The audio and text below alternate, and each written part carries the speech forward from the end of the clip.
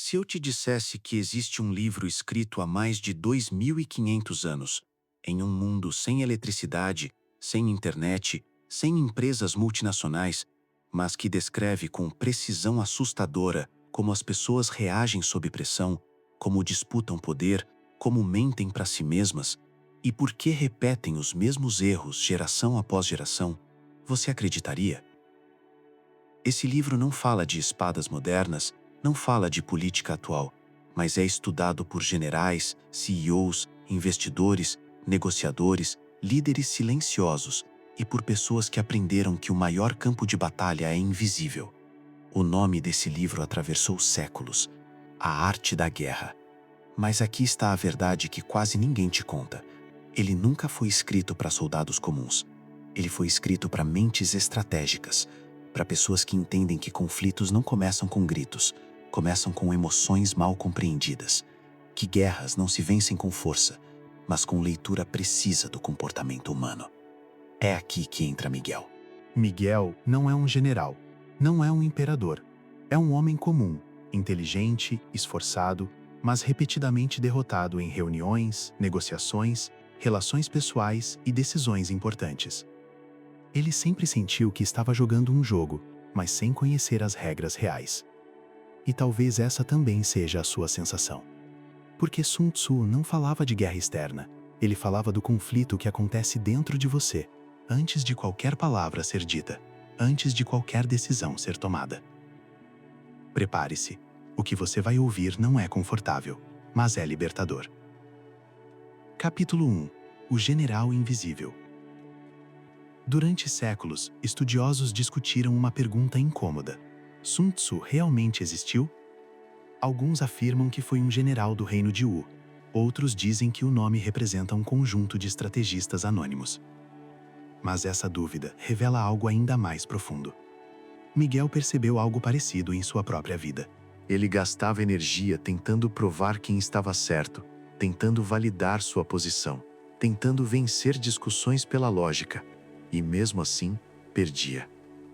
Sun Tzu ensina a primeira lição implacável: a autoria importa menos do que o resultado.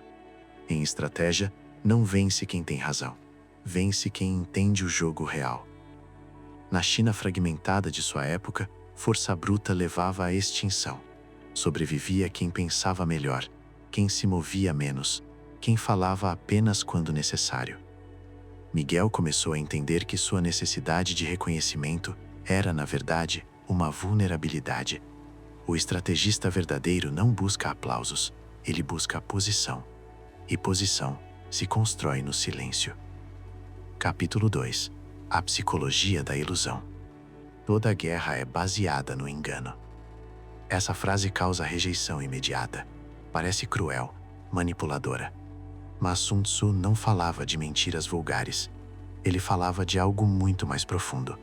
A mente humana não reage à verdade, reage à percepção. Miguel começou a observar isso em todos os lugares. Pessoas promovidas não eram as mais competentes, mas as mais bem posicionadas. Discussões não eram vencidas por fatos, mas por narrativa. Sun Tzu entendia algo que hoje a psicologia confirma: o cérebro cria expectativas e passa a defendê-las. Quando você se apresenta de forma previsível, você entrega o controle. Miguel lembrou de quantas vezes revelou seus planos cedo demais, quantas vezes explicou demais, quantas vezes tentou parecer forte quando estava inseguro, e percebeu o erro. O silêncio estratégico não é fraqueza, é campo aberto para o outro cometer erros. Capítulo 3. Conheça o inimigo, conheça a si mesmo. Essa é a frase mais repetida e a menos aplicada. Conhecer o inimigo é observar comportamentos externos. Conhecer a si mesmo é encarar o que você evita ver. Miguel acreditava ser racional, equilibrado, justo, mas sob pressão reagia com orgulho, com rigidez, com necessidade de controle. Sun Tzu descreveu 5 tipos de líderes e alertou: todo excesso cria uma abertura. O corajoso demais vira imprudente. O cauteloso demais paralisa. O orgulhoso demais se expõe. O compassivo demais é manipulado. Miguel percebeu que seu maior inimigo não era ninguém à sua frente. Era a versão dele que reagia automaticamente, que confundia a emoção com lógica, que lutava quando deveria observar. Sun Tzu não ensina moral, ele ensina a realidade, e a realidade é simples. Quem não se conhece sempre será controlado. Capítulo 4. Vencer sem lutar. Existe uma ideia que separa estrategistas de combatentes impulsivos. A maioria das pessoas acredita que vencer é impor força, falar mais alto, pressionar mais, insistir até o outro ceder. Sun Tzu chamava isso de fracasso estratégico. Para ele, lutar era sinal de que algo deu errado antes. Miguel demorou para aceitar essa ideia. Durante anos, ele acreditou que conflitos eram inevitáveis, que certas batalhas precisavam ser enfrentadas diretamente. Mas quanto mais ele observava, mais percebia um padrão cruel. Toda vitória conquistada à força deixava rastros: ressentimento, resistência, desejo de revanche. Sun Tzu enxergava o conflito como algo com camadas invisíveis. Na superfície, há o problema declarado. Abaixo, existem medos, desejos, inseguranças, interesses ocultos. Miguel começou a praticar isso no silêncio. Em vez de responder imediatamente, ele passou a perguntar menos e observar mais. Em vez de confrontar argumentos, começou a identificar motivações. Ele percebeu algo desconcertante. Raramente as pessoas querem vencer. Elas querem não perder status, não parecer fracas, não abrir mão de controle. Quando Miguel passou a oferecer caminhos que preservavam essas necessidades, o conflito simplesmente desaparecia. Sun Tzu ensina que o verdadeiro poder não está em obrigar alguém a escolher algo, mas em organizar o cenário de forma que a sua opção pareça natural. Quando alguém acredita que decidiu por conta própria, a vitória é silenciosa e definitiva. Capítulo 5. A velocidade é poder. Sun Tzu dizia que a guerra é vencida no tempo, não no espaço. Miguel sempre acreditou que precisava de mais informações, mais garantias, mais segurança antes de agir. E enquanto ele analisava, outros se moviam. A velocidade estratégica não é sobre correr, é sobre agir antes que o outro consiga reorganizar a mente. A mente humana precisa de tempo para se adaptar a mudanças. Quando o ritmo é quebrado, surge confusão. Quando surge confusão, surge vantagem. Miguel começou a notar isso em pequenas decisões. Responder rápido mudava o tom de uma negociação. Agir antes desmontava resistências. Silenciar no momento certo criava desconforto no outro. Sun Tzu alertava: velocidade sem preparo é suicídio, mas preparo sem ação é estagnação. O segredo está na combinação: planejar lentamente, executar rapidamente. Miguel percebeu que seus maiores arrependimentos não vinham de decisões erradas, mas de decisões adiadas. A velocidade cria impulso, impulso cria domínio psicológico, e quem controla o ritmo, controla o jogo. Capítulo 6. Terreno e posição.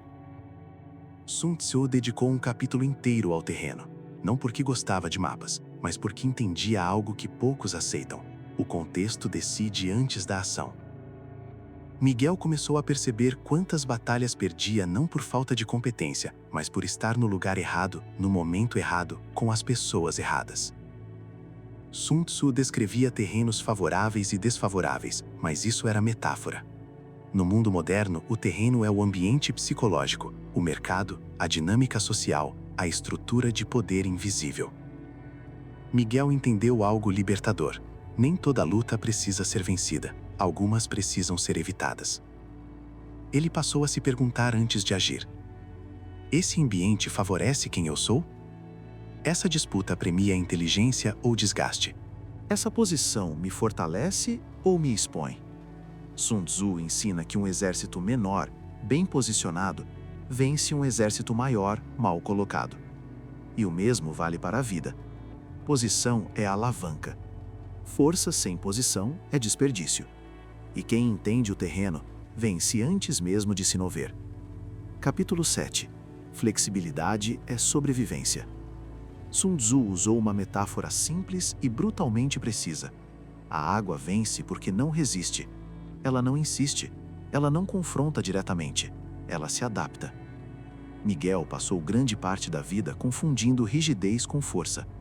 Acreditava que manter a mesma postura, o mesmo plano, era sinal de caráter e coerência. Mas na prática, isso o tornava previsível. Sun Tzu enxergava a rigidez como um convite ao fracasso. Tudo que é rígido quebra. Tudo que é flexível se molda. Miguel começou a observar pessoas bem-sucedidas e percebeu algo curioso. Elas mudavam rápido, sem perder a essência.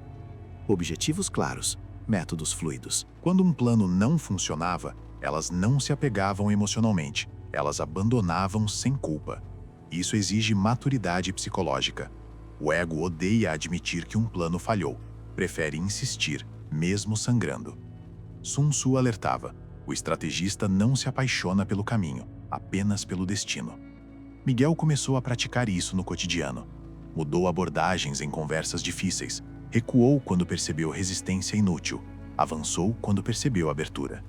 Flexibilidade não é fraqueza, é leitura precisa da realidade.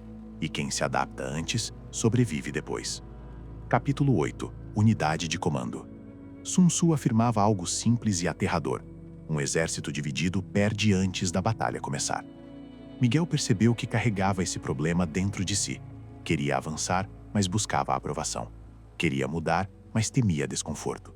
Queria vencer, mas evitava conflitos internos. Essa divisão criava hesitação, e hesitação cria vulnerabilidade. Sun Tzu não falava apenas de liderança externa. Falava de coerência interna. Quando intenções entram em conflito, o corpo trava, a mente vacila, a decisão enfraquece. Miguel percebeu que pessoas seguras não são as mais agressivas, mas as mais alinhadas. Elas sabem o que querem, sabem o que não aceitam e agem de acordo, mesmo sob pressão. Sun Tzu defendia uma liderança clara, mas com autonomia inteligente. Na vida, isso significa valores bem definidos, decisões firmes, ações consistentes. Quando não há conflito interno, o mundo externo perde poder sobre você. E nesse ponto, Miguel sentiu algo raro: tranquilidade estratégica. Conclusão: a vitória que não parece vitória. Existe uma lição que Sun Tzu menciona apenas de forma indireta. Talvez por ser perigosa, talvez por ser facilmente mal interpretada. É a vitória invisível, aquela em que ninguém percebe que perdeu. Aquela em que a mudança acontece sem confronto, sem drama, sem resistência. Miguel percebeu isso em si mesmo. Suas decisões começaram a ser aceitas com naturalidade. Conflitos simplesmente deixaram de surgir. Pessoas passaram a concordar sem saber exatamente por quê. Não era manipulação, era a leitura precisa do momento, do contexto, da psicologia humana. Sun Tzu ensinava que a maior conquista não é derrotar o outro, mas não precisar derrotá-lo. E então veio a revelação final. O maior inimigo nunca esteve fora, nunca foi o concorrente, nunca foi o chefe, nunca foi o adversário. Era a versão de Miguel, que reagia sem pensar, que agia por impulso, que confundia a emoção com verdade. Sun Tzu escreveu para guerreiros, mas guerreiros, no sentido mais profundo, são aqueles que enfrentam a própria mente quando ninguém está olhando. Agora, a pergunta não é sobre guerra, é sobre você. Você tem coragem de aplicar essas lições quando elas forem contra seus impulsos? Quando exigirem silêncio em vez de reação? Quando pedirem paciência em vez de força? Se este roteiro fez você enxergar algo que antes estava oculto, curta o vídeo, inscreva-se no canal e continue essa jornada. Porque o caminho não é confortável, mas ele é real. Até o próximo vídeo. Siga o caminho.